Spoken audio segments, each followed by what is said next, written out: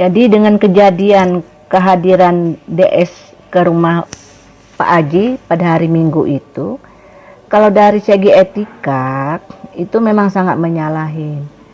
Karena tanpa izin, tanpa telepon, dan tanpa WA.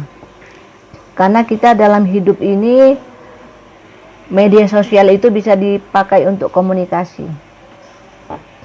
Jika kita komunikasinya baik, insya Allah semua akan lancar. Karena jika kita tidak ada izin datang ke tempat rumah orang, kalau saya pribadi itu saya akan usir. Ataupun ada niat, ataupun dengan ancaman kata-katanya. Kita lihat yang dibawanya siapa, ataupun saran-sarananya apa saja. Bisa juga nanti kena tambahan, terjerat di pasal 167 KUHP, di ayat 1-nya masuk tanpa izin. Kalau dengan niat ada ancamannya itu kena di pasal 2. Pasal 2 itu kena 1 tahun 4 bulan kalau kita ada ancaman. Nah, dari ancaman itu nanti diperpanjang lagi, diiringi dengan ada niat sudah direncanakan. Kalau sudah ada niat direncanakan, itu ditambah lagi 1/3 hukuman penjaranya. Jadi kadang kehilapan kita menganggap remeh seseorang, itu akan akibatnya kena di kita sendiri. Jadi sebelum berbuat harus dipikirkan. Kalau kita melangkah ada tujuan, tapi harus punya niat dulu. Niatnya apa? Tidak mungkin melangkahkan kaki itu tanpa niat. Karena tujuannya udah tahu, menuju rumah Pak Faisal. Jadi niatnya apa? Kalau niatnya membawa cucu, ya komunikasi dong dulu, izin dulu, biar kita enak. Apalagi kalau kita mau berdamai. Karena di dalam upaya hukum, kalau kita lagi berperkara,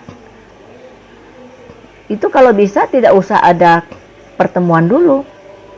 Apalagi mau minjem seseorang yang diperkara. Di dalam suatu kasus perkara, kalau sudah masuk di dalam ranah hukum, jika tidak berhasil dalam mediasi, itu tidak usah ada pertemuan lagi. Karena kalau mediasinya di litigasi ataupun non litigasi tidak berhasil, apa yang harus kita lakukan lagi? Ya, menunggu dari keputusan hakim. Jadi tidak usah ada lagi pertemuan. Karena pertemuan itu akan membuat tambah gaduh, apalagi suasananya masih sama-sama panas. Jika ingin ada pertemuan, tetap melalui sesama pengacara. Karena terlapor dan pelapor sudah mempunyai pengacaranya masing-masing.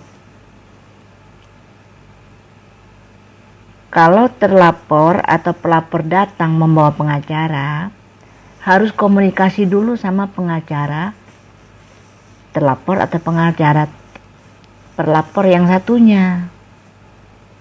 Tidak boleh kita main ujuk-ujuk langsung datang, karena itu sudah menyalahi aturan yang sudah ada.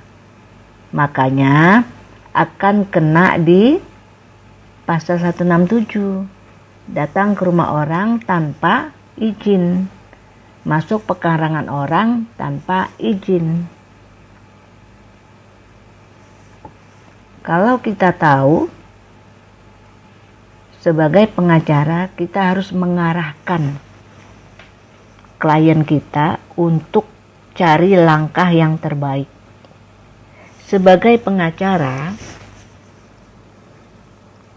sudah menerima kuasa dari klien, pengacara yang punya aturan, bukan diatur sama klien. Jadi kalau kliennya salah langkah, jangan diikutin. Percuma nanti sekolah kita hilang begitu saja ilmunya karena diatur sama klien kita.